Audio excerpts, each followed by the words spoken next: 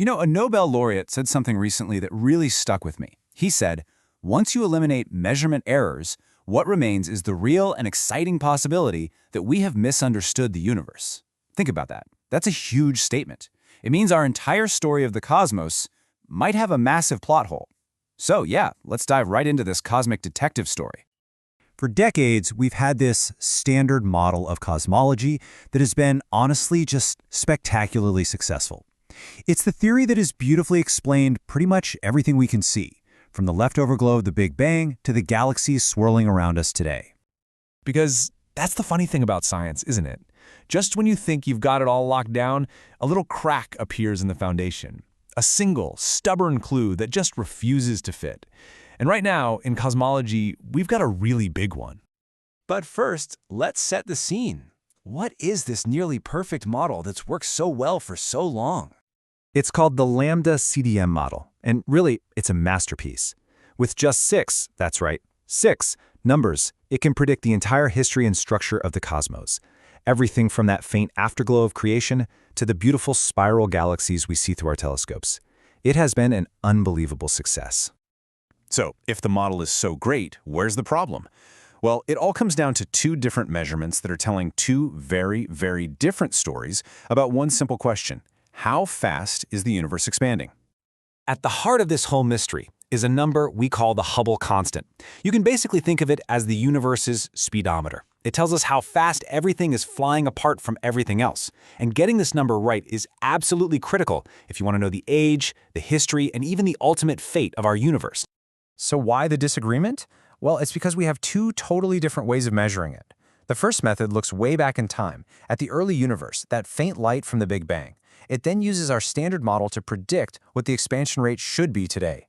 The second method is completely different. It's like taking out a cosmic tape measure and directly measuring the distances to nearby stars and galaxies right now. It doesn't rely on our model at all. So, what does that first method tell us? Looking at the baby picture of the universe, our standard model predicts an expansion rate of about 67.4. Now don't worry about the units, kilometers per second per megaparsec, just remember the number. Let's call it 67. But when we use that cosmic tape measure, the direct measurement from the universe today, we get a different number entirely, about 73. So 67 versus 73, the 2 witnesses are telling different stories. And this isn't just a one-off thing, not by a long shot. Just look at this chart. The measurements consistently fall into 2 separate groups.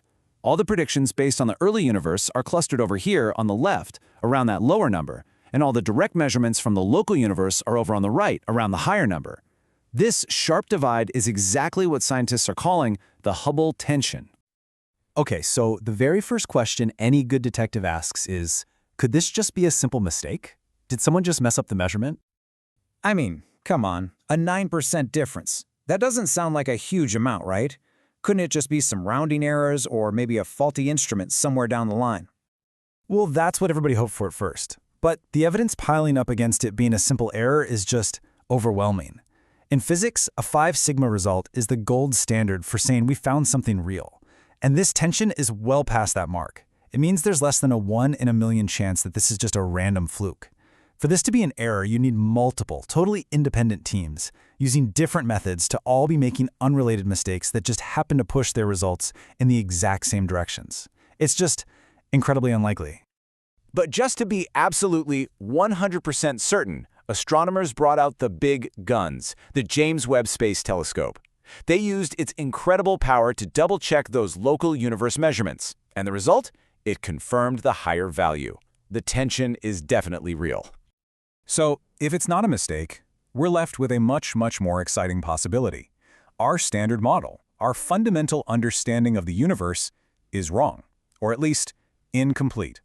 So let's line up the unusual cosmic suspects. Suspect number 1 is a phantom we already know exists. We just don't know what it is. Dark energy. This is that mysterious force that's making the universe's expansion speed up. Now, our standard model just assumes this force is constant. It never changes. But what if it isn't? What if it's dynamic, evolving over cosmic time? And this isn't just some academic thought experiment.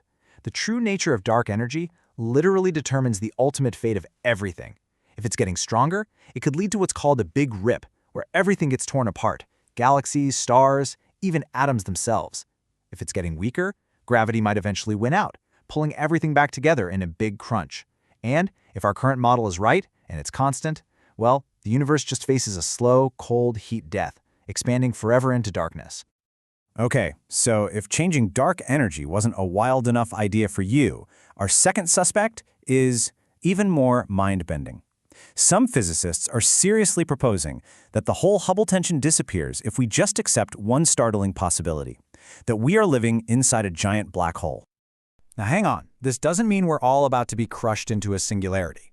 In this kind of model, what we think is accelerated expansion caused by dark energy isn't that at all. It's actually an illusion, sort of an edge effect, created by the boundary of the massive black hole we live inside. It is a radical idea, for sure, but it neatly solves the problem by just getting rid of dark energy completely. So what's the answer? Is dark energy some kind of cosmic chameleon? Or are we all living in a cosmic prison with an event horizon? The truth is, the case is still wide open, and that uncertainty is exactly what makes this one of the most exciting times in cosmology in a generation. You know, we have been here before. Back in the 19th century, the orbit of the planet Mercury didn't quite fit Newton's laws of gravity. Astronomers were so sure Newton was right that they invented a phantom planet. They even named it Vulcan to explain the wobble. But Vulcan wasn't real. The real answer was that Newton's theory was incomplete. That tiny anomaly in Mercury's orbit was the very first clue that led to Albert Einstein's general relativity, a totally new understanding of gravity. The Hubble tension could be our Mercury's orbit moment. Which brings us right back to where we started. The most important thing to realize is that this isn't a failure of science. It's the exact opposite. It's an opportunity. Like Adam Rees said, it's the exciting chance to find out we've misunderstood something fundamental. This tension, this crack in the model, that's the engine of scientific progress. It's what forces us toward a deeper truth.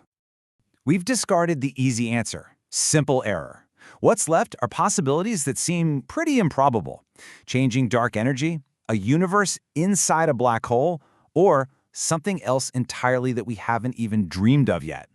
But as the great detective once said, when you've eliminated the impossible, whatever remains, no matter how improbable, must be the truth. And right now, the hunt is on.